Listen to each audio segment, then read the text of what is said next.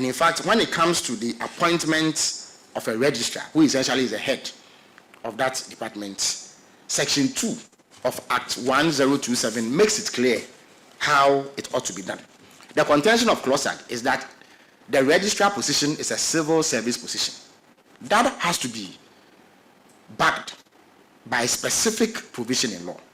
Now, if you read the relevant section of this law, Section 2, which deals with the appointment of the Registrar of Births and Deaths, Section 2.1 says, the registry shall have a Registrar of Births and Deaths.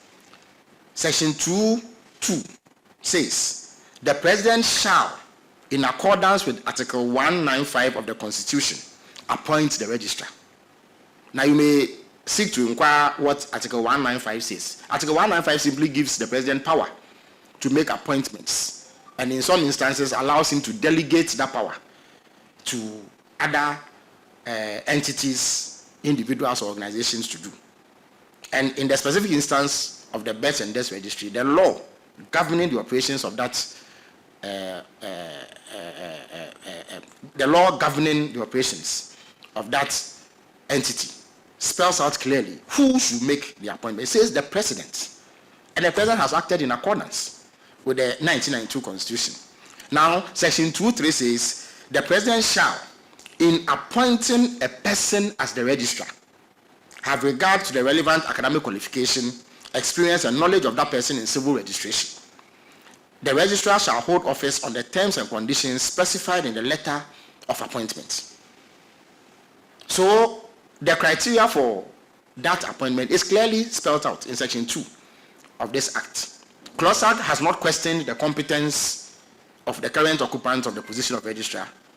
They only say that he is politically exposed. But I have just read the law to you, and you as journalists, I'm sure, have capacity to dig up this law and read it for yourself. There is no way that it is said that the position ought to be occupied by a civil servant.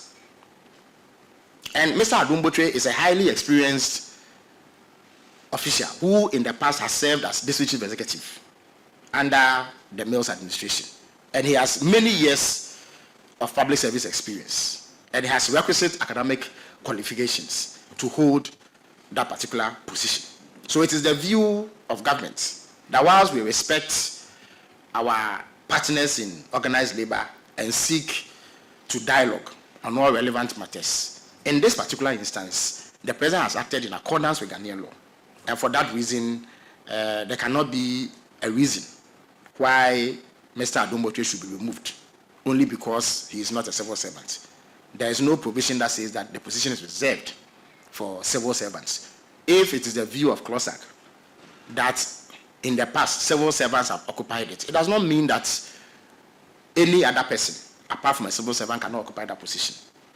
And we need to act strictly in accordance with Ghanaian law, even as we continue to engage and dialogue on how we govern our country. We are aware of similar agitations in the past against the appointee of President Akufo-Addo. And we do know that a court case emanated from that particular engagement. As we speak, I am not aware that the court has determined the matter. So until this law is revoked or there is judicial pronouncement that says that this particular law is illegal and should be struck down, we believe that the President has acted correctly